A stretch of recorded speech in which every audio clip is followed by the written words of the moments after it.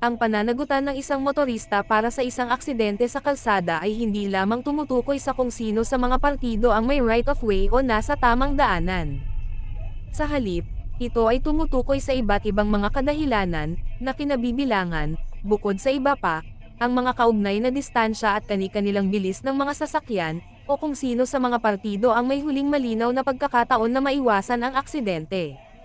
Upang makatiyak, sa kasong reckless imprudence laban sa driver, ang kapabayaan ng taong nasugatan o kung sino ang nagmamaneho ng sasakyang demotor ay hindi bumubuo ng isang kumpletong depensa.